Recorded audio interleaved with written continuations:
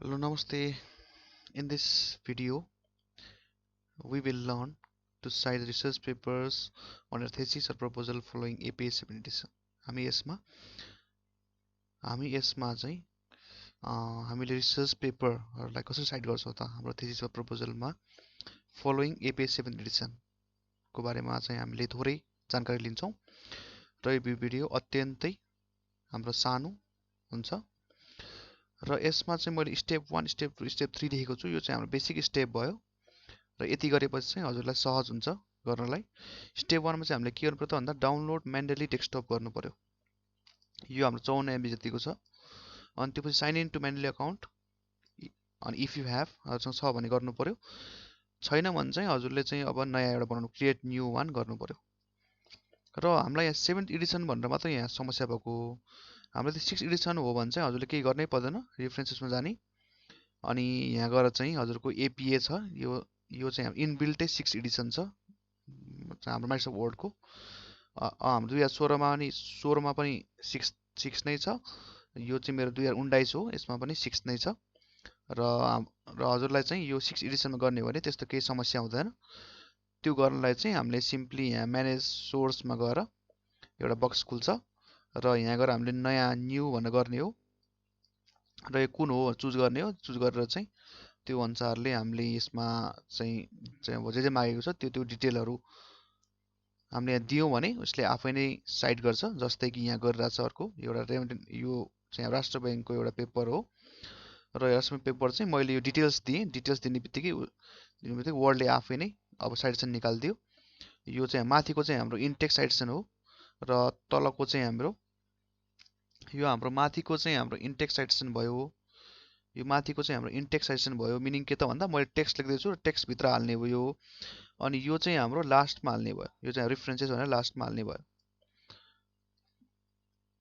यति बुझिसकेपछि चाहिँ अब हामीले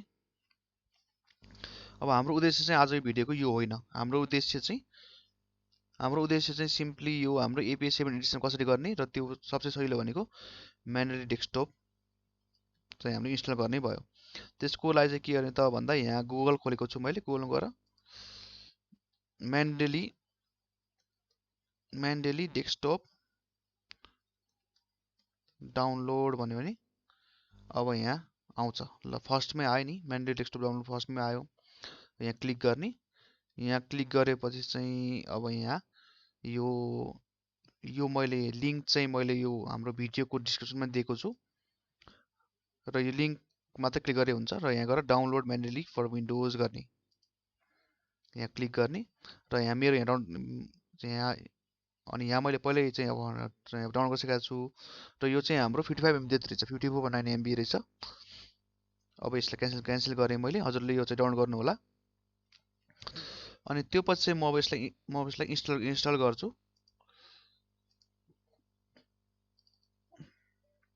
इन्स्टल गर्छु र हजुरलाई नि यही स्टेप फलो गर्नु होला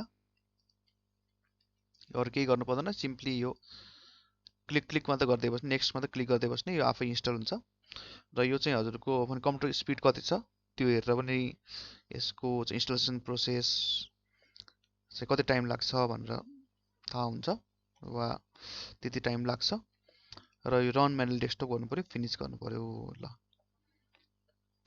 अब यहाँबाट एउटा डायलग बक्स खुल्छ र यहाँ हजुरले चाहिँ अब आफ्नो मेन्डली अकाउन्ट छ भने यहाँ हजुरले आफ्नो लगइन डिटेल्स दिने हो छैन भने चाहिँ यहाँ रेजिस्टर थिच्ने हो रेजिस्टर थिच्यो भने चाहिँ उसले आफ्नै एउटा साइट खुल्छ र त्यहाँ गएर रेजिस्टर गर्नु होला मैले यो रेजिस्टर गरिनँ किनकि मेरो आफ्नै अकाउन्ट छ र हजुरले चाहिँ आफ्नो अकाउन्ट खोल्न मिल्छ हजुरको चाहिँ कुनै जिमेल अकाउन्ट छ भने त्यसबाट पनि खोल्न मिल्छ र मैले यहाँ आफ्नो लगइन डिटेल्स हाल्छु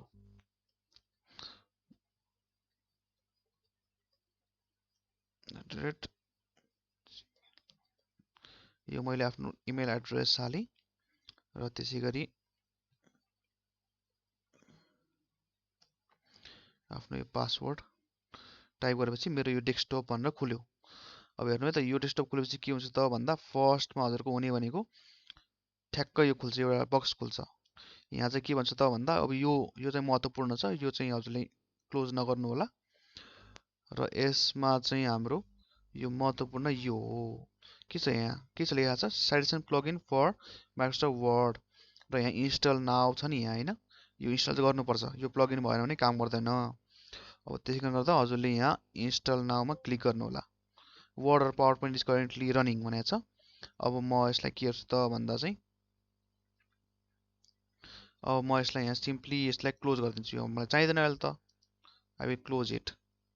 म क्लोज गर्छु र म सेभ नगर भन्छु डोन्ट सेभ भने हैन। अब मैले यहाँ चाहिँ डोन्ट सेभ भनेर इन्स्टल भयो हेर्नु त अब आफै इन्स्टल भयो नि आफै इन्स्टल भयो हैन क्लोज गर्ने बित्तिकै। अब मैले क्लोज गरेँ यहाँ यसलाई क्लोज गरेँ। अब यहाँ सबै क्लोज गरिदियो यो चाहिँदैन हामीलाई र मैले यो हालेको रिसर्च पेपर हो यो कसरी हाल्ने भनेर पनि म हजुरलाई यहाँ एउटा डेमो देखाउँछु। अनि यसपछि चाहिँ अब के हुन्छ त भन्दा मैले वर्ड खोल्छु अब विन वर्ड। अब यो खुलेपछि चाहिँ अब यहाँ हाम्रो मेन्डली भनेर आएको हुनुपर्छ रेफरेन्स ट्याबमा आएको छ नि हैन रेफरेन्स ट्याब अघि थिएन अब मेन्डली भनेर आएको छ। यहाँ हजुर रेफरेन्स ट्याब भित्र गएर अनि यो मेन्डली भन्ने सेक्सन यहाँ आएको छ। अब यति आएपछि चाहिँ के हुन्छ त भन्दा यहाँ गएर मैले साइटेसन गर्छु। अब हेर्नु है त यहाँ यो इन्ट्रेस्टिङ के हुन्छ त भन्दा अब हजुरले यहाँ हेर्नुपर्ने इन्ट्रेस्टिङ चाहिँ अब यहाँ एपीआई 7 एडिसन भनेर आउँछ क्या यहाँ चाहिँ आयो नि हैन 7 एडिसन आयो यहाँ थिएन यो त 6 एडिसन छ यहाँ त यहाँ 7 एडिसन छ। त्यही भएर चाहिँ अब चाहिँ मैले के गर्छु त भन्दा सबै साइड चाहिँ मैले यताबाट गर्छु मेन्डलीबाट गर्छु र यो गर्दा चाहिँ हजुरले ध्यान दिनुपर्ने कुरो चाहिँ first of all you must open the Mendeley desktop. यो गर्दा चाहिँ यो यदि चलाउने हो भने यो यदि हजुरले चलाउने हो भने चाहिँ यो मेन्डली चलाउने हो भने फर्स्टमा चाहिँ हजुरले यहाँ मेन्डली खोलेको हुनुपर्छ मेन्डली खोलेको हुनुपर्छ। मेन्डली खोलेको छैन भने यसले चाहिँ रेस्पोन्स गर्दैन। त्यही भएर अब हजुरलाई कुनै नयाँ हाल्नु छ भने चाहिँ सिम्पली हजुरले के गर्नु पर्यो भन्दा एड न्यू गर्नु पर्यो। अब यहाँ फाइल के छ फाइल मिन्स चाहिँ अब हजुरले चाहिँ एउटा पेपर डाउनलोड गर्नु पर्यो। ल एउटा कुनै एउटा पेपर डाउनलोड गरौँ डज हैन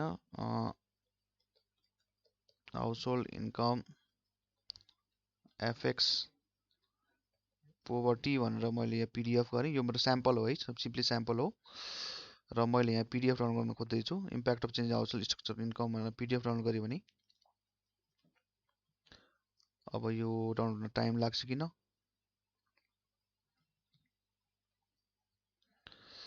यो डाउनलोड होला छैन र इकोनोमिक ल डाउनलोड भयो र यसलाई चाहिँ मैले अब लोकेसन चुज गर्नु पर्यो। मैले डेस्कटपमा हाल्छु र सेभ गरेँ र स्टार्ट डाउनलोड गरेँ भने यो भइसक्यो मेरो।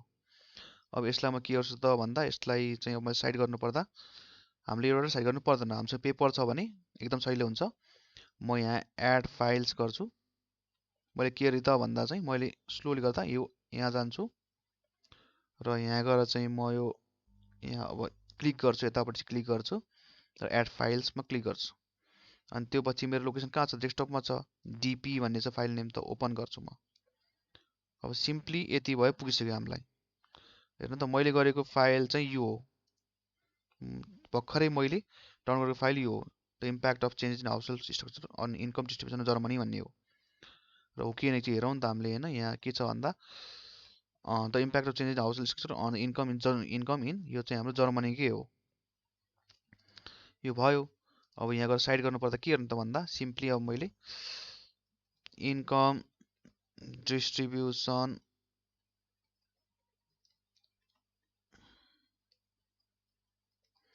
इन जर्मनी भन्यो भने अब डट के होला यहाँ हैन जर्मनी भनेर होला यहाँ चाहिँ मैले साइड गर्नुपर्छ। अब इन्सर्ट साइटेसन थिच्छु मलाई साइड गर्नु पर्यो त्यो राइटरको त इन्सर्ट साइटेसन गर्छु अनि यहाँ अथरको नाम के हो त भनेर चाहिँ मैले ओपन म्यानुअली गरेँ त एकचोटि। अब यहाँ अथरको नाम मैले बिर्सेँ अथरको नाम चाहिँ के हो त भन्दा PEICHI रहेछ हैन त्यही भएर यहाँ मैले क्लिक गरेँ PEI आयो नि हैन PEICHI आयो ओके थिचेँ भने ल आयो नि यहाँ यसरी साइटेसन हुन्छ। र अब मैले यति गरेपछि अब रेफरेन्सेस पनि गर्नुपर्छ भने इन्सर्ट बिब्लियोग्राफी गर्छु म यहाँ। अब यहाँ के गर्छु त भन्दा मैले इन्सर्ट साइटेसन इन्टेक्स्ट साइटेसन गर्दा मैले यो गर्छु हैन, यो थिच्छु। इन्सर्ट साइटेसनको लागि इन्सर्ट साइटेसन मात्र गर्छु हैन।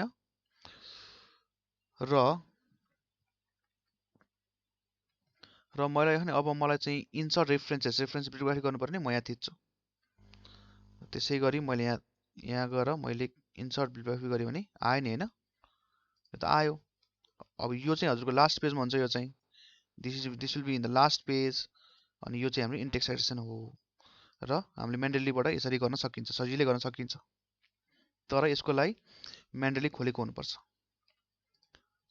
याद गर्नुपर्ने के हो त भन्दा you must open Mendeley desktop at first and log in with your Mendeley credentials. Credentials भनेको युजर नेम एन्ड पासवर्ड सहित गर्नुपर्छ। यति गर्यो भने चाहिँ एकदमै सजिलो हुन्छ। ल थ्यांक यू। अब यदि केही सोध्नु छ भने मलाई कमेन्ट बक्समा सोध्नु होला।